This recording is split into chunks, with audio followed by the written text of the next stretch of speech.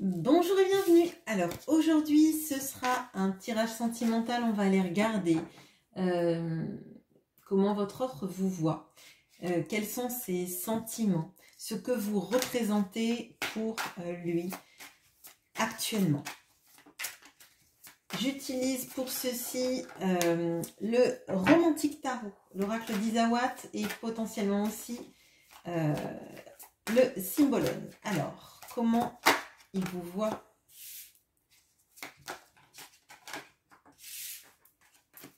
Quels sont ses sentiments?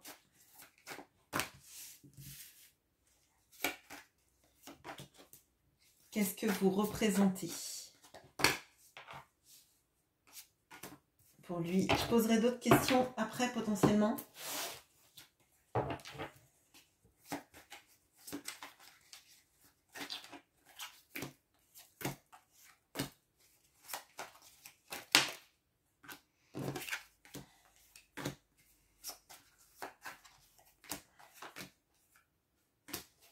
Ok, alors comment il vous voit? On a la reine de coupe et le choix. On a le valet de coupe et l'univers.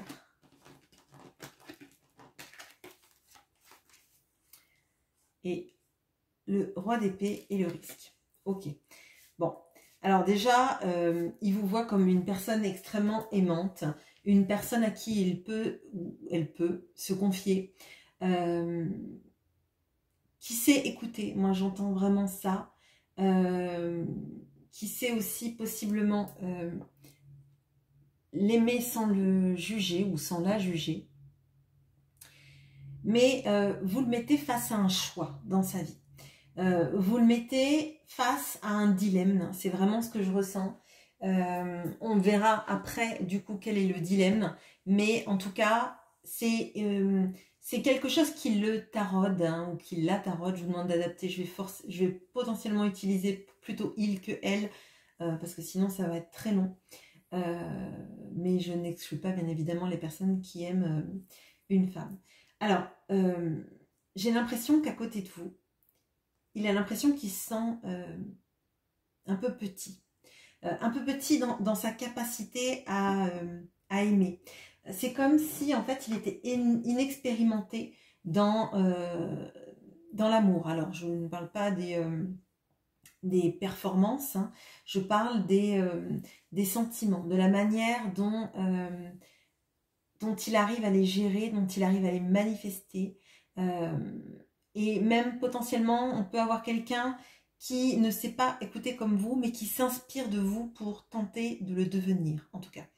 On a quelqu'un qui a l'impression que vous avez été mis sur sa route, que ce n'est pas pour rien si vous vous êtes rencontrés et que c'est une circonstance de l'univers. C'est comme si vous aviez votre mini Big Bang à vous, en fait. Que le monde ne s'était créé que pour vous. Enfin, votre monde, hein, on va dire. Bon. On a quelqu'un aussi qui vous voit comme quelqu'un d'intelligent, quelqu'un mais qui n'hésite pas à trancher des situations. J'ai l'impression, parce que là, je vois le saut à l'élastique et moi, je ressens vous voyez, comme si à un moment donné, si on est dans un élastique, on est ballotté et à un moment donné, vous préférez couper cet élastique en espérant qu'il y ait une rivière en dessous, profonde, plutôt que être sans arrêt ballotté par les pieds sans avoir la capacité de vous sortir de ce mouvement en fait perpétuel. Vous voyez, une sorte de un mouvement pendulatoire, je dirais, hein. C'est un peu bizarre dit comme ça, je le reconnais. Moi j'ai l'impression que vous avez en vous en tout cas cette force, et parfois il y a quelque chose de peut-être même vous voyez, d'arracher le sparadrap d'un coup sec, plutôt que l'arracher un petit peu et clairement, moi ce que je ressens, c'est qu'il trouve que vous avez on a des personnages de cours là. Donc dans la manière dont il vous voit, on voit toute cette cette puissance que vous avez, mais c'est une puissance douce, dure, pourquoi j'ai dit ça, une puissance douce, alors que vous seriez capable de bien plus. Avec le roi d'épée, on a quand même cette notion-là de l'écouter, mais de pas forcément vous mettre en avant dans vos problématiques de vie.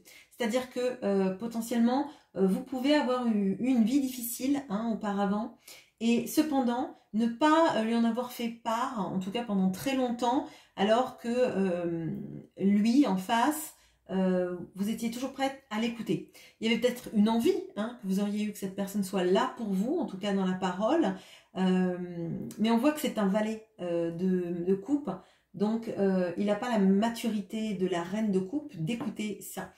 Déjà, la reine de coupe, elle peut nous indiquer potentiellement le fait que vous ayez des enfants ou que vous ayez une empathie particulière, une prédisposition empathique, on va dire. Alors que avec ce valet de coupe, on a plutôt la jeunesse.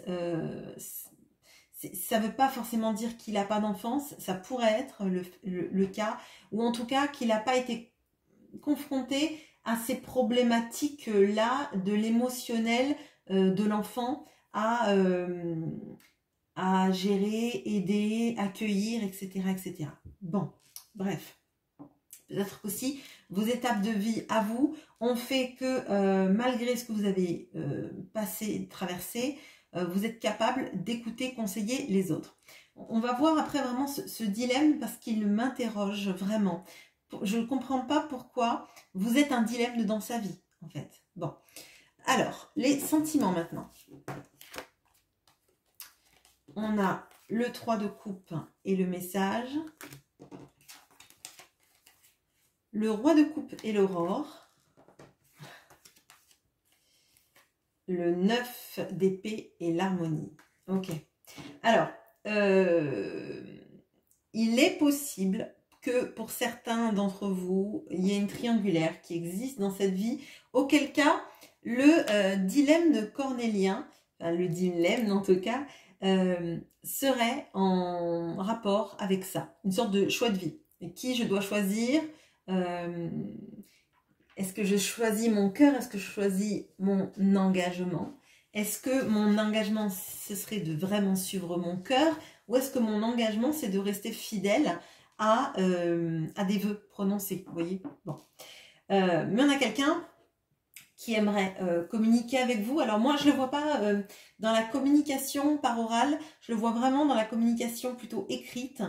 Et c'est pas la première fois que je le ressens ces derniers temps.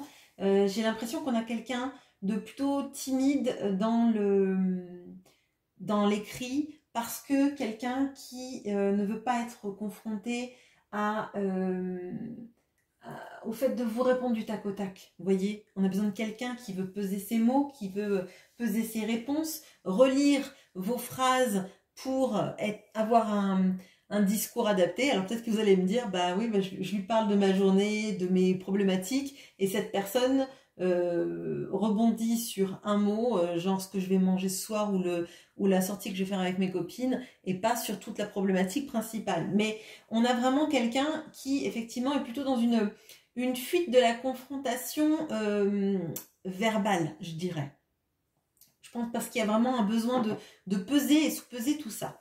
On a quelqu'un qui, émotionnellement... Alors, il y a un trajet quand même. Je vous ai dit, on a le valet d'épée, je vous ai dit, il se sent comme un valet de coupe vis-à-vis de vous, alors que vous êtes la reine de coupe.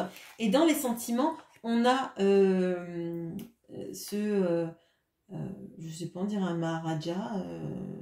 je sais pas, excusez-moi, mais bon, on a ce roi de coupe, cet homme qui est à l'aise avec ses sentiments. On a l'aurore, donc c'est quelqu'un qui est en train de s'éveiller à être stable dans ses sentiments.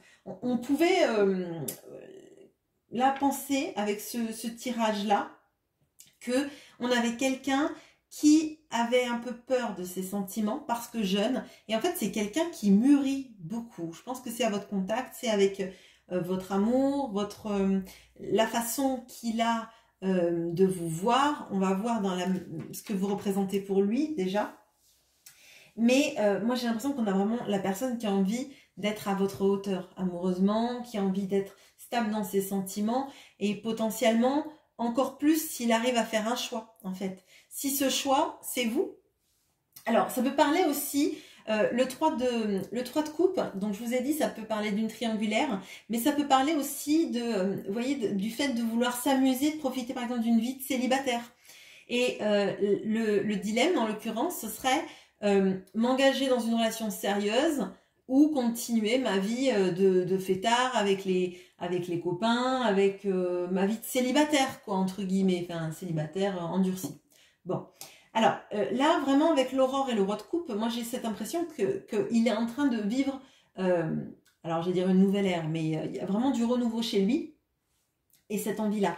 Dans les sentiments, c'est vrai qu'il y en a beaucoup, des sentiments, et on a surtout quelqu'un qui a envie d'être un peu plus en harmonie avec tout ce qui est des projections, des peurs. Hein. Moi, ce que je ressens, c'est que là, on a quelqu'un qui potentiellement peut être jaloux. Peut être jaloux peut-être sans vous l'avoir jamais dit, parce que il se fait beaucoup de films dans sa tête, des intentions que d'autres personnes, donc d'autres hommes ou d'autres femmes, hein, selon vos préférences sexuelles, on va dire,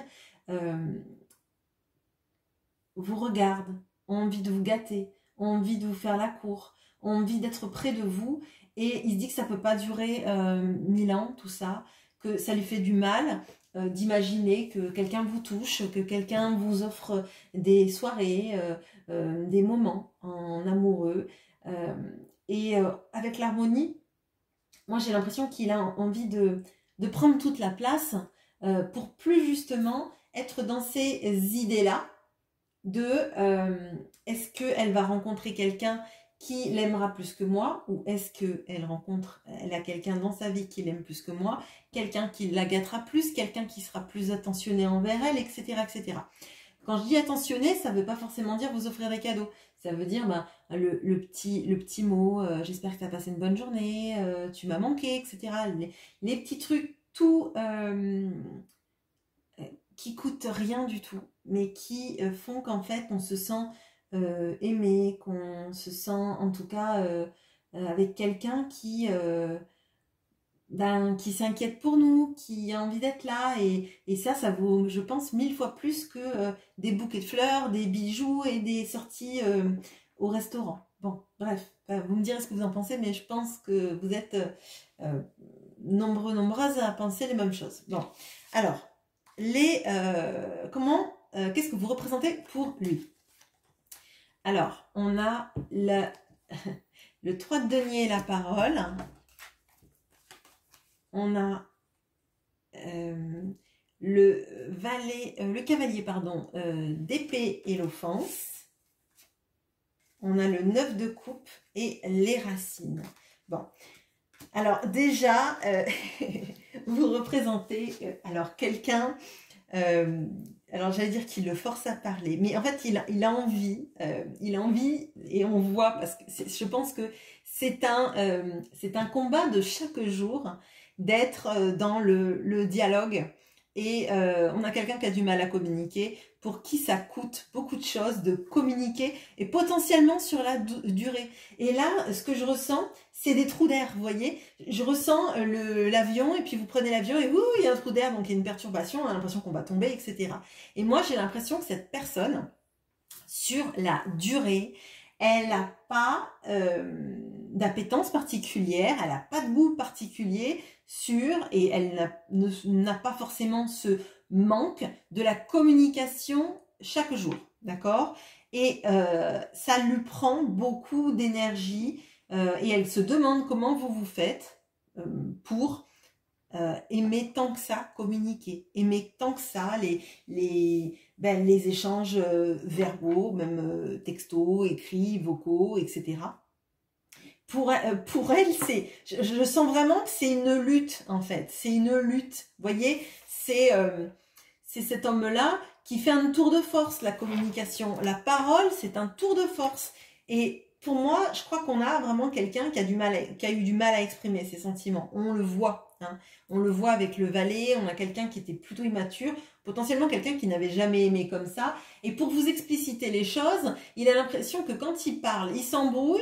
Moi, je pourrais très bien, face à vous, avoir quelqu'un qui dit un jour ci, un jour ça, et c'est l'opposé, c'est le grand écart, et vous vous dites, mais c'est un menteur ou une menteuse. C'est quelqu'un qui ment, c'est pas possible.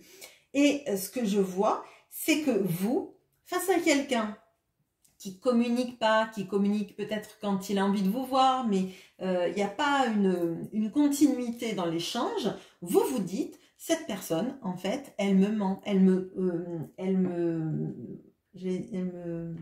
mène en barque, je sais plus, me mène en bateau, pardon. Bon, je sais pas pourquoi c'est la barque qui est venue, bon, bref, peut-être que ça vous parlera, j'en sais rien, peut-être parce qu'il y a Venise, alors je sais pas, en gondole. Et maintenant, j'ai la chanson dans la tête. Ça va passer. Alors, j'espère que ça va passer. Donc là, vraiment, on a quelqu'un qui, en fait, reçoit.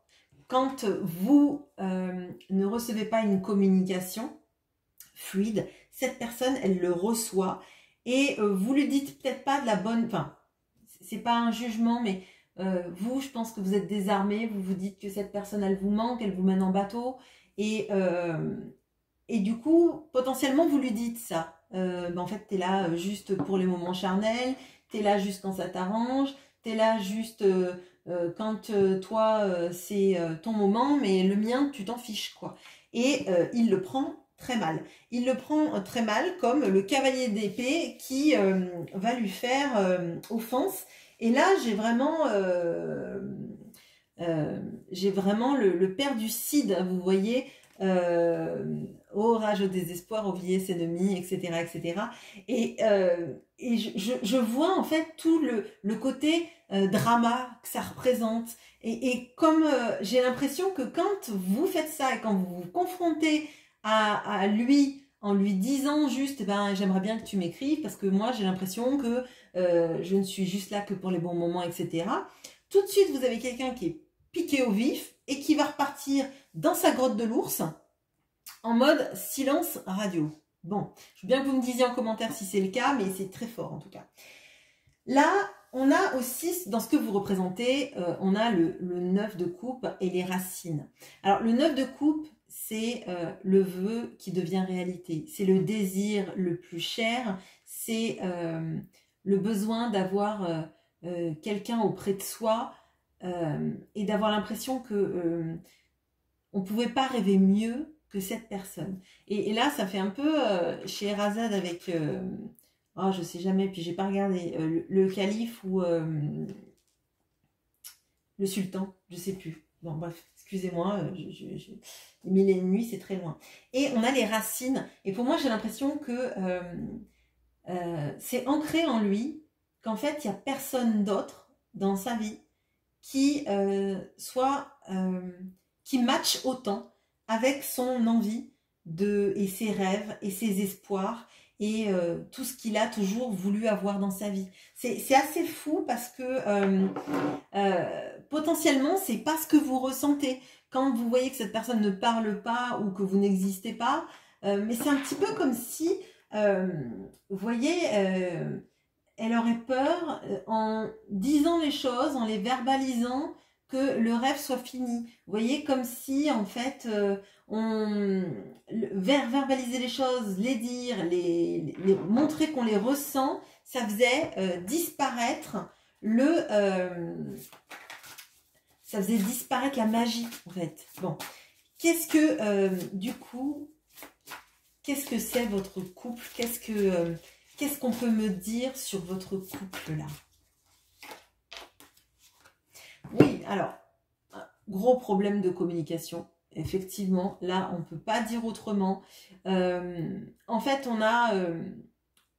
je crois que c'est le souci principal de votre couple, c'est la communication. Parce que là, on a Mercure qui a enfin Hermès, en l'occurrence. Mercure, Hermès, c'est la même chose. Qui a la jambe bandée. Et ça revient quand même pas mal sur cette chaîne, hein. Pas seulement parce que je suis férue de mythologie grecque et que j'utilise ces jeux-là, mais il y a une cohérence là. Il y a une cohérence, cette personne, elle communique pas comme vous l'attendez, et vous, en échange, comme elle ne communique pas, il y a une douleur, le sentiment d'être laissé pour compte, le sentiment de pas compter pour lui, pour elle. Et du coup, c'est ça qui est handicapant dans votre relation. C'est pas l'amour, clairement. C'est pas... et je dirais que c'est peut-être même pas que la triangulaire. Si triangulaire il y a, ou il y a... Si triangulaire il y a, pardon, ou si le choix n'est pas encore posé. Lui, potentiellement, peut voir que la problématique, c'est la triangulaire ou l'histoire du choix, parce qu'on voit que c'est quand même présent, et la manière de s'exprimer. Mais je pense que vous arriveriez à comprendre les choses si on vous les disait clairement, tout simplement. Et là, il n'arrive pas à comprendre que parler clairement, sans mensonge, sans cacher la vérité, c'est le plus important. Et là, je viens de voir, alors, bon, je sais que c'est mon dos de Symbolone, hein, c'est la carte du Symbolone, et c'est Hermès qui apporte un message sans avoir la jambe bandée. Et c'est étonnant parce que le Symbolone, je le mets jamais devant, il est toujours derrière, enfin, ou dans ma pile de tarot et d'oracle. Et pour moi, c'est le message que vous devez capter là, c'est que la problématique, elle est communicationnelle, on va dire. Mais la communication, ça se fait dans les deux sens. C'est-à-dire que lui, émetteur, est peut-être pas bon, mais vous, réceptrice ou récepteur, il y a aussi potentiellement des attentes. Et quand ces attentes ne sont pas comblées, peut-être que ça vous fait tellement douter que vous en arrivez à imaginer que l'autre ne vous aime pas. Si vous avez vraiment l'impression que ça vibre entre vous, que ça vibre en vous, que cet autre vous aime malgré les circonstances, ne remettez pas toujours tout en question dans ça. Voilà. Voilà ce que j'ai pour vous. Bah, écoutez, je vais m'arrêter là parce qu'il y a une cohérence. Je vous laisser des commentaires si cela vous a plu. Je vous souhaite de passer une très bonne journée et merci à vous de vous arrêter toujours plus nombreux, plus nombreuses sur cette chaîne. Merci à vous.